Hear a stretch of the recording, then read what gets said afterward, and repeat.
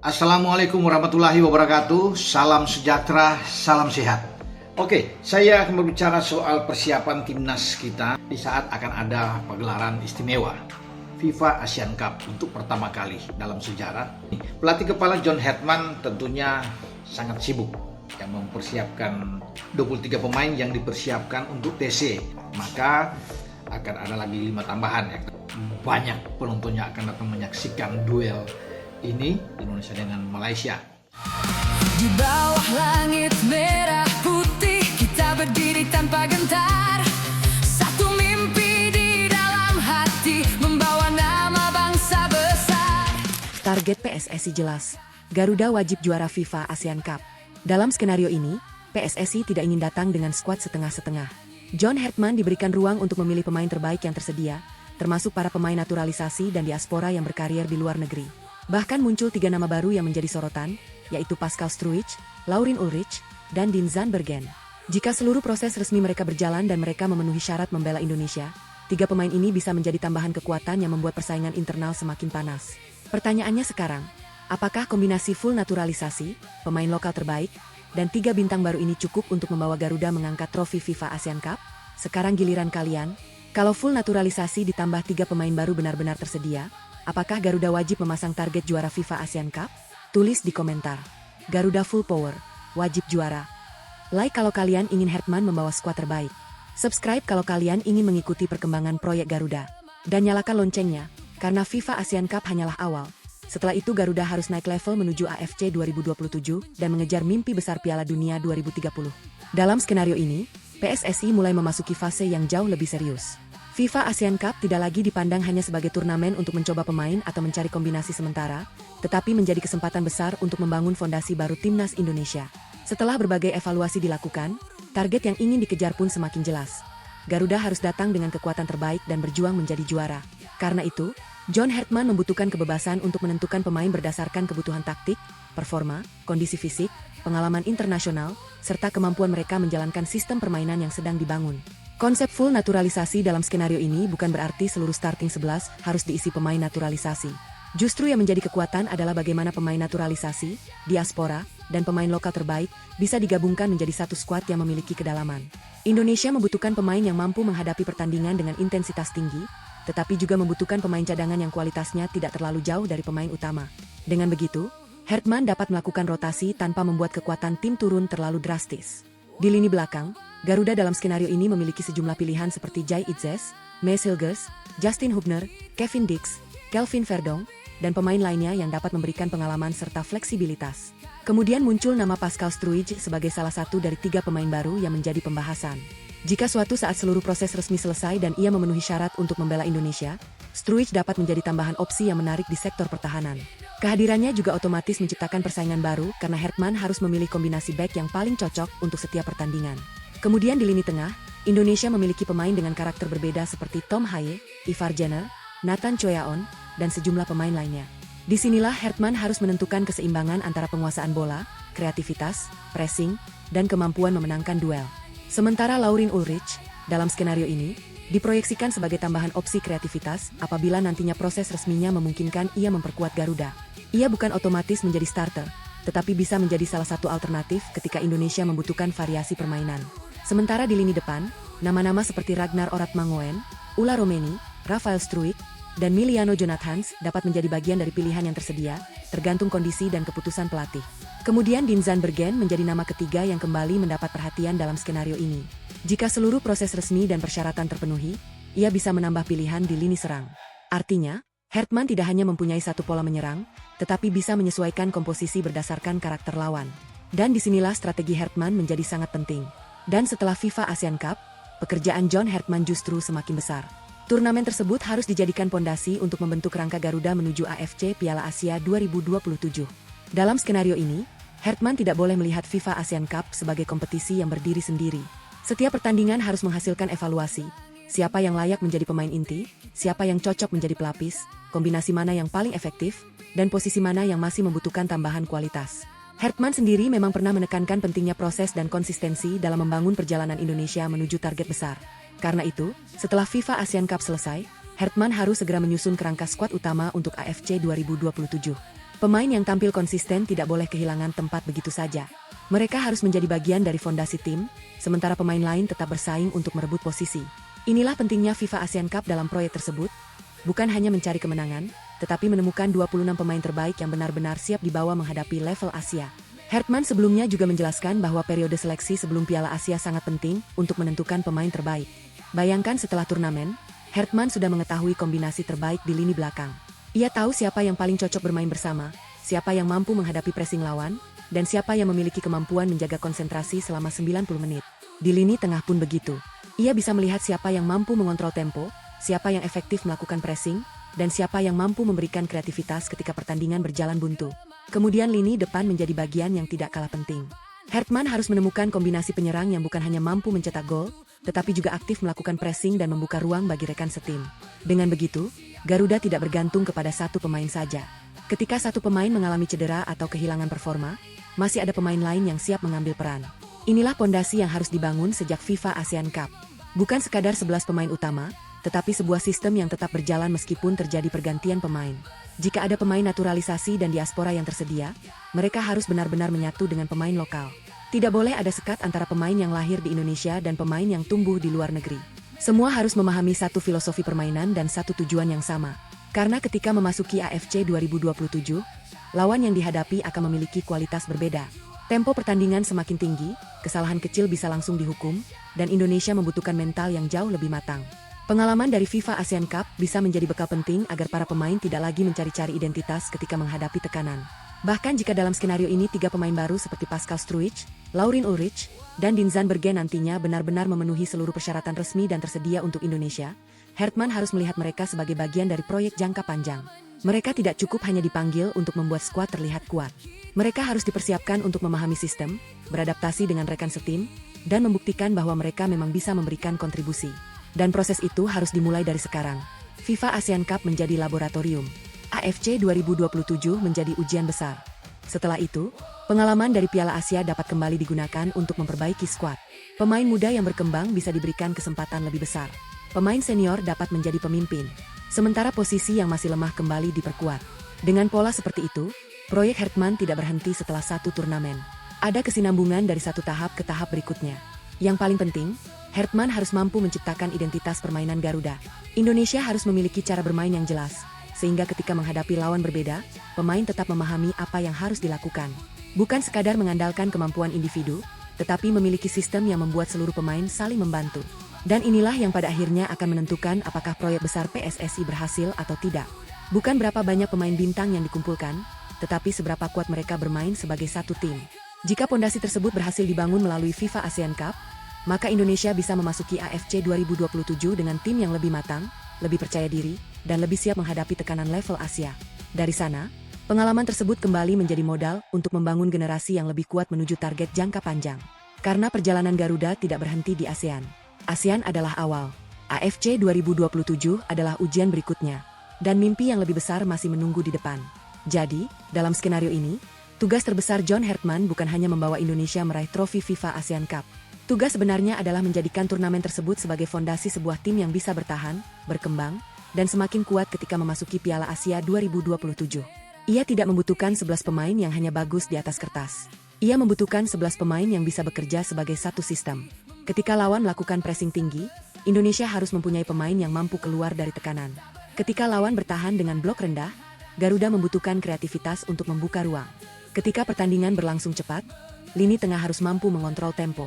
Dan ketika Indonesia sudah unggul, seluruh pemain harus tahu bagaimana menjaga keunggulan tanpa kehilangan konsentrasi. Karena itu, 3 pemain baru dalam skenario ini bisa menjadi kartu as, bukan sebagai penyelamat tunggal Garuda, tetapi sebagai bagian dari sistem yang lebih besar. Struijk memberikan opsi di belakang, Ulrich menambah variasi di tengah, dan Zandbergen memperluas pilihan di depan. Jika mereka benar-benar tersedia, persaingan internal akan semakin ketat. Pemain lama tidak boleh merasa posisinya aman. Pemain naturalisasi harus terus menunjukkan performa. Pemain diaspora harus membuktikan kesiapan. Dan pemain lokal juga harus berani bersaing dengan siapapun. Tidak ada tempat yang diberikan secara cuma-cuma. Semua harus diperjuangkan. FIFA ASEAN Cup kemudian menjadi tempat pertama untuk menguji hasil dari seluruh proses tersebut. Hertman harus melihat bagaimana skuadnya menghadapi tekanan pertandingan resmi. Bukan hanya ketika Indonesia unggul, tetapi juga ketika tertinggal. Bukan hanya ketika bermain di depan pendukung sendiri, tetapi juga ketika pertandingan berubah menjadi duel mental. Misalnya ketika menghadapi Malaysia, pertandingan bisa menjadi ujian besar bagi konsentrasi dan mental Garuda. Indonesia harus mampu mengontrol emosi, memenangkan duel, sekaligus tetap menjalankan strategi. Ketika menghadapi Singapura, Hartman mungkin membutuhkan pendekatan yang lebih sabar untuk membongkar pertahanan. Dan menghadapi lawan lainnya, ia harus mampu menyesuaikan komposisi tanpa kehilangan identitas permainan. Itulah mengapa kedalaman skuad sangat penting. Jika satu pemain mengalami masalah, ada pengganti. Jika strategi pertama tidak berhasil, ada strategi kedua. Jika pertandingan membutuhkan kecepatan, tersedia pemain cepat. Jika membutuhkan kreativitas, ada pemain kreatif. Dan ketika Indonesia membutuhkan gol di menit-menit akhir, Hartman harus mempunyai pemain yang siap menjadi pembeda.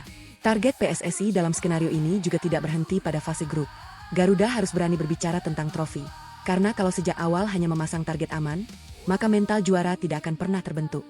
Indonesia harus datang dengan keyakinan bahwa mereka mampu bersaing sampai pertandingan terakhir. Namun menjadi juara tentu tidak mudah. Nama besar tidak otomatis menghasilkan kemenangan. Pemain yang bermain di Eropa tidak otomatis membuat Indonesia tidak terkalahkan. Naturalisasi bukan jaminan trofi. Semuanya tetap harus dibuktikan di lapangan. Dan justru itulah tantangan terbesar John Hartman. Ia harus mengubah kumpulan pemain berkualitas menjadi satu tim yang memiliki chemistry. Ia harus memastikan tidak ada ego klub, tidak ada perbedaan latar belakang, dan tidak ada pemain yang merasa lebih besar daripada tim. Karena ketika jersey merah putih dikenakan, semua harus memiliki tujuan yang sama. Satu tim, satu identitas, satu target, juara. Dan jika FIFA Asian Cup berhasil dimenangkan, perjalanan Garuda belum selesai. Justru trofi tersebut akan menjadi modal psikologis dan pengalaman untuk menghadapi tantangan yang lebih berat menuju AFC Piala Asia 2027. Dari sana, Hartman bisa kembali mengevaluasi skuad, memperbaiki kelemahan, mengembangkan pemain muda, dan mempertahankan pemain yang terbukti konsisten. Kemudian target jangka panjang semakin jelas, kualifikasi Piala Dunia 2030. Artinya, proyek ini bukan sekadar membangun skuad untuk satu turnamen. FIFA Asian Cup menjadi langkah pertama. AFC 2027 menjadi tahap berikutnya. Dan 2030 menjadi mimpi besar yang harus dipersiapkan sejak sekarang. Kalau seluruh proses berjalan sesuai skenario, maka 3 pemain baru bukanlah akhir dari proyek. Mereka hanyalah bagian dari puzzle. Pemain naturalisasi memberikan pengalaman dan kualitas. Pemain lokal memberikan identitas. Pemain muda memberikan masa depan. Dan John Hartman bertugas menyatukan semuanya menjadi satu kekuatan. Karena target PSSI bukan sekadar membuat Garuda terlihat kuat. Targetnya adalah membuat Garuda benar-benar mampu memenangkan pertandingan. FIFA Asian Cup harus menjadi panggung pembuktian. Bukan sekadar datang. Bukan sekadar bermain. Bukan sekadar lolos. Tetapi datang untuk berburu trofi. Dan kalau Garuda mampu memulai proyek ini dengan gelar juara, maka perjalanan menuju AFC 2027 dan target Piala Dunia 2030 akan memiliki fondasi yang jauh lebih kuat. Dalam skenario ini, kekuatan Garuda semakin lengkap karena para pemain naturalisasi yang berkarir di Eropa bisa menjadi bagian penting ketika agenda pertandingan berada dalam periode FIFA. Hartman sendiri memang membedakan agenda FIFA dengan ASEAN Hyundai Cup. Untuk FIFA Matchday, ia mengatakan mayoritas pemain Indonesia yang bermain di Eropa seperti Jai Itzes, Emil Audero, Justin Hubner, Kevin Dix, dan Martin Paes akan menjadi pilihan, sedangkan ASEAN Cup menggunakan lebih banyak pemain lokal karena bukan agenda FIFA. Dalam skuad FIFA Series 2026, FIFA juga mencatat sejumlah pemain abroad seperti Emil Audero, Martin Paes, Jai Itzes, Kevin Dix, Dean James, Elkan Bagot, Justin Hubner, Nathan Choeon, Kelvin Verdong, Ivar Jenner, Joey Plupesi, Ula Romeni, dan Ragnar Oratmangun. Jadi, kalau kita meneruskan narasi ini sebagai skenario menuju FIFA Asian Cup, Hartman sebenarnya sudah memiliki fondasi pemain yang terbiasa bermain di kompetisi luar negeri. Yang menjadi menarik adalah ketika seluruh pemain tersebut bisa berkumpul dalam satu periode internasional. Tidak ada lagi persoalan klub menahan pemain karena pertandingan berada di luar kalender FIFA, sehingga Hartman mempunyai kesempatan untuk mengumpulkan pemain-pemain terbaik yang tersedia. Ini yang membuat konsep Garuda Full Power semakin menarik. Pemain dari Eropa, pemain naturalisasi, diaspora, dan pemain lokal terbaik dapat dipadukan dalam satu proyek.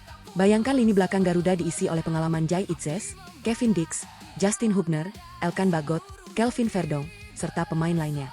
Di tengah ada Ivar Jenner, Nathan Choeon, Joey Plupesi, dan Tom Haye. Sementara lini depan memiliki Ula Romeni, Ragnar Oratmangun, dan berbagai opsi lain. Setiap pemain memiliki pengalaman berbeda, tetapi Hartman harus membuat semuanya memahami satu sistem permainan. Dan jika 3 nama yang selama ini menjadi bagian dari skenario, Pascal Struijk, Laurin Ulrich, dan Dean Zandbergen, nantinya benar-benar menyelesaikan proses resmi dan memenuhi syarat membela Indonesia, maka kedalaman skuad akan semakin menarik. Struijk bisa menjadi opsi tambahan di lini pertahanan, Ulrich memberikan variasi kreativitas, sedangkan Zandbergen menjadi alternatif di sektor serangan. Namun ada satu hal yang harus diperjelas. Tiga nama tersebut belum bisa disebut sebagai pemain timnas Indonesia sampai proses resmi kewarganegaraan dan kelayakan FIFA terpenuhi. Jadi untuk narasi video, lebih aman menyebut mereka sebagai target, kandidat, atau skenario tambahan, bukan pemain yang sudah pasti bergabung. Dengan seluruh pemain yang tersedia, Hertman bisa menerapkan strategi berbeda untuk setiap pertandingan. Tidak perlu memaksakan satu starting 11. Ketika lawan bermain agresif, ia bisa memilih pemain yang kuat dalam duel dan transisi. Ketika lawan bertahan rapat, ia bisa mengandalkan pemain kreatif. Dan ketika pertandingan memasuki menit-menit akhir, bangku cadangan dapat menjadi senjata untuk mengubah tempo. Inilah alasan mengapa agenda FIFA sangat penting dalam proyek Garuda. Bukan hanya soal bisa memanggil pemain bintang, tetapi juga tentang kesempatan membangun chemistry. Pemain yang selama ini bermain di klub berbeda bisa berlatih bersama, memahami pergerakan satu sama lain, dan membangun pola permainan yang sama. Dan bagi Hertman, proses tersebut sangat penting karena targetnya bukan sekadar memenangkan satu pertandingan. Ia harus membangun tim. FIFA ASEAN Cup dalam skenario ini kemudian bisa menjadi tahap awal untuk menguji fondasi tersebut. Setelah itu, pengalaman yang diperoleh akan digunakan untuk mempersiapkan AFC Piala Asia 2027, lalu berkembang menuju target jangka panjang kualifikasi Piala Dunia 2030. Jadi, semakin banyak pemain berkualitas yang tersedia bukan berarti Hertman otomatis mendapatkan kemenangan. Tantangan sebenarnya adalah bagaimana mengubah semua pemain tersebut menjadi satu kesatuan yang solid. Karena Garuda tidak membutuhkan sekadar kumpulan bintang. Garuda membutuhkan tim yang mampu menang sebagai satu kesatuan. Dan kalau seluruh pemain terbaik benar-benar tersedia pada agenda FIFA, ditambah proses 3 pemain baru berjalan sesuai aturan, maka PSSI memiliki kesempatan untuk membangun salah satu skuad paling kompetitif dalam sejarah sepak bola Indonesia, dengan catatan semuanya tetap bergantung pada kelayakan resmi, kesiapan pemain, dan keputusan akhir pelatih. Garuda Caling, Indonesia Api dalam skenario ini, panggilan timnas Indonesia menuju FIFA ASEAN Cup benar-benar menjadi momen yang berbeda. Bukan hanya karena banyak pemain abroad yang bisa menjadi pilihan, tetapi karena John Hertman mulai membangun skuad berdasarkan kualitas dan kecocokan sistem, bukan sekadar nama besar. Hertman sendiri pernah mengatakan bahwa ia telah mengevaluasi dan berbicara dengan lebih dari 16 pemain diaspora untuk memperkuat proyek Garuda. Bayangkan ketika para pemain terbaik mulai berkumpul. Jai Itzes, Kevin Dix, Mes Hilgers, Justin Hubner, Kelvin Verdonk, Tom Haye, Ivar Jenner, Nathan Cheon, Ula Romeni, Ragnar Oratmangoen, dan pemain-pemain lainnya harus bersaing untuk mendapatkan tempat. Ditambah pemain lokal yang terus berkembang, Hertman mempunyai bahan yang semakin lengkap untuk membangun skuad yang kompetitif. Yang menarik, Hertman tidak ingin memberikan tempat hanya karena seorang pemain berkarier di Eropa. Ia sudah menegaskan bahwa pemain diaspora tidak otomatis mendapatkan tempat di tim. Kualitas, komitmen, dan kemampuan menjalankan sistem tetap menjadi pertimbangan utama. Artinya, Garuda Caling bukan sekadar pemanggilan pemain. Ini adalah seleksi untuk menentukan siapa yang benar-benar siap bertarung membawa nama Indonesia. Dan kalau dalam skenario ini 3 pemain baru seperti Pascal Struijk, Laurin Ulrich, dan Dean Zandbergen nantinya benar-benar menyelesaikan seluruh proses resmi dan memenuhi persyaratan untuk membela Indonesia, persaingan akan semakin menarik. Struijk bisa menjadi tambahan di pertahanan, Ulrich memberikan opsi kreativitas di lini tengah, sedangkan Zandbergen dapat menambah alternatif di lini depan. Hertman kemudian mempunyai satu pekerjaan besar, menyatukan semua karakter tersebut menjadi satu tim. Karena pemain istimewa tidak otomatis menghasilkan tim istimewa. Mereka harus memahami satu sistem. Mereka harus saling percaya. Mereka harus mampu bermain untuk kepentingan tim, bukan hanya menunjukkan kemampuan individu. Dan itulah yang membuat FIFA ASEAN Cup dalam skenario ini menjadi sangat penting. Turnamen tersebut dapat menjadi panggung untuk melihat apakah proyek Garuda benar-benar mulai menemukan bentuknya. Jika berhasil, FIFA ASEAN Cup menjadi pondasi. AFC 2027 menjadi ujian berikutnya. Dan target jangka panjangnya adalah membawa Indonesia semakin dekat dengan mimpi Piala Dunia 2030. Jadi ketika Garuda Caling diumumkan, para pemain bukan hanya datang membawa nama klub masing-masing. Mereka datang membawa satu nama, Indonesia, dan targetnya pun bukan sekadar tampil. Targetnya juara. Dalam skenario ini, panggilan timnas Indonesia menuju FIFA ASEAN Cup menjadi momentum yang sangat berbeda. Untuk pertama kalinya, perhatian bukan hanya tertuju kepada siapa yang akan menjadi starter, tetapi kepada seberapa lengkap skuad yang bisa dikumpulkan John Hertman. Para pemain naturalisasi, diaspora, pemain abroad, dan pemain lokal terbaik semuanya diproyeksikan menjadi bagian dari persaingan untuk mendapatkan tempat. Hertman sendiri pernah menyampaikan bahwa ia telah berbicara dengan banyak pemain diaspora sebagai bagian dari proses membangun skuad Indonesia. Antara Newscom. Dalam skenario ini, nama-nama seperti Jai Itzes, Kevin Dix, Mes Hilgers, Justin Hubner, Kelvin Verdonk, Tom Haye, Ivar Jenner, Nathan Cheon, Ula Romeni, Ragnar Oratmangoen, hingga Miliano Jonathans menjadi bagian dari kumpulan pemain yang bisa dipertimbangkan Hertman. Mereka memiliki pengalaman dari lingkungan sepak bola yang berbeda, sehingga tugas Hertman bukan sekadar memanggil mereka, tetapi memastikan seluruh pemain tersebut bisa bermain dalam satu sistem yang sama. Dan disinilah Garuda Caling benar-benar dimulai. Satu persatu pemain mulai berkumpul. Ada yang datang dari kompetisi Eropa, ada yang berkarir di Asia, dan ada pula pemain lokal yang selama ini menjadi bagian penting dari perkembangan timnas. Semua membawa pengalaman masing-masing. Tetapi begitu memasuki pemusatan latihan, status klub tidak lagi menjadi hal utama. Yang paling penting adalah siapa yang paling siap. Hertman dalam skenario ini tidak boleh memberikan tempat secara cuma-cuma. Pemain naturalisasi tetap harus bersaing. Pemain diaspora juga harus menunjukkan kualitas. Bahkan pemain yang memiliki nama besar sekalipun harus membuktikan bahwa mereka cocok dengan sistem yang diterapkan. Karena Garuda Caling bukan sekadar panggilan untuk berkumpul. Garuda Caling adalah awal dari persaingan. Bayangkan persaingan di lini belakang. Jai Itzes bisa menjadi salah satu pemimpin pertahanan, sementara Mes Hilgers, Justin Hubner, Kevin Dix, dan Kelvin Verdonk memberikan berbagai opsi sesuai kebutuhan pertandingan. Jika dalam skenario ini Pascal Struije suatu hari benar-benar memenuhi seluruh persyaratan resmi dan tersedia untuk Indonesia, maka persaingan di lini belakang akan semakin menarik. Hertman harus memilih siapa yang paling cocok menghadapi karakter lawan tertentu. Tidak semua pertandingan membutuhkan komposisi yang sama. Ada pertandingan yang membutuhkan kekuatan duel, ada yang membutuhkan kecepatan, dan ada pula yang membutuhkan pemain yang tenang ketika berada di bawah tekanan. Kemudian di lini tengah, Hertman memiliki pemain seperti Tom Haye, Ivar Jenner, Nathan Choyaon, serta pemain lain dengan karakter berbeda. Satu pemain bisa lebih kuat dalam distribusi bola, pemain lain lebih agresif melakukan pressing, sementara pemain lainnya memiliki kemampuan membawa bola ke area berbahaya. Jika Laurin Ulrich dalam skenario ini nantinya benar-benar dapat memenuhi seluruh persyaratan untuk membela Indonesia, ia juga bisa menjadi salah satu opsi tambahan.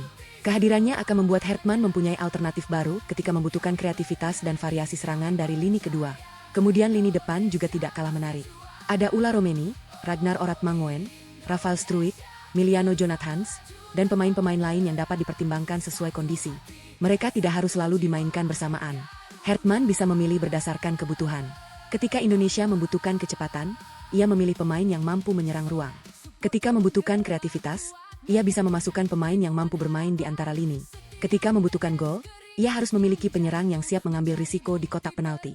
Dan jika Dean Zandbergen dalam skenario ini nantinya berhasil melalui seluruh proses resmi dan memenuhi syarat untuk membela Indonesia, maka ia bisa menjadi tambahan opsi di sektor serang. 3 nama baru, 3 karakter berbeda, 3 kemungkinan senjata tambahan. Namun sekali lagi, mereka bukan otomatis menjadi starter. Justru kehadiran pemain baru harus membuat seluruh pemain yang sudah ada semakin termotivasi. Tidak ada lagi pemain yang merasa posisinya aman. Tidak ada lagi anggapan bahwa pemain tertentu pasti masuk starting 11. Semua harus membuktikan diri di latihan. Semua harus menunjukkan performa. Semua harus siap ketika kesempatan datang. Dan persaingan seperti inilah yang sebenarnya dibutuhkan oleh Garuda. Karena target Hertman dalam skenario ini bukan hanya membuat Indonesia memiliki banyak pemain berkualitas. Ia ingin menciptakan kompetisi sehat di setiap posisi. Ketika pemain utama cedera, pemain pengganti harus siap. Ketika pemain utama mengalami penurunan performa, ada alternatif. Ketika strategi pertama tidak berjalan, Hertman harus memiliki pilihan lain. Dan ketika pertandingan memasuki menit-menit terakhir, pemain dari bangku cadangan harus mampu mengubah permainan. Itulah arti skuad yang benar-benar dalam. FIFA ASEAN Cup kemudian menjadi panggung untuk membuktikan apakah seluruh proses tersebut berhasil. Indonesia tidak cukup hanya tampil dengan nama besar. Para pemain harus mampu bermain sebagai satu tim. Melawan Malaysia, mental dan konsentrasi akan diuji. Melawan Singapura, kesabaran dan kreativitas akan diuji. Dan ketika menghadapi lawan lain, kemampuan Hertman melakukan rotasi dan membaca pertandingan akan diuji. Karena semakin jauh Indonesia melangkah, semakin besar tekanan yang akan datang. Dan justru ketika tekanan datang, pemain istimewa harus menunjukkan mengapa mereka dipanggil. Mereka harus mampu bermain ketika stadion penuh tekanan. Mereka harus tetap tenang ketika pertandingan berjalan buruk. Mereka harus berani mengambil keputusan ketika peluang datang. Dan mereka harus tetap percaya kepada sistem ketika lawan mulai menguasai permainan. Itulah mental yang dibutuhkan untuk menjadi juara. Jika seluruh pemain naturalisasi, diaspora, abroad, dan lokal terbaik mampu menyatu, maka FIFA ASEAN Cup bisa menjadi awal yang sangat penting bagi proyek Garuda. Tetapi perjalanan tidak berhenti di sana. FIFA ASEAN Cup adalah pondasi. Setelah itu, Hertman harus membawa hasil evaluasi menuju AFC Piala Asia 2027. Pemain yang konsisten dipertahankan. Pemain yang membutuhkan peningkatan diberikan program khusus. Pemain muda mulai disiapkan. Dan posisi yang masih lemah kembali diperkuat. Kemudian proyek tersebut terus berkembang menuju target jangka panjang. Kualifikasi Piala Dunia 2030.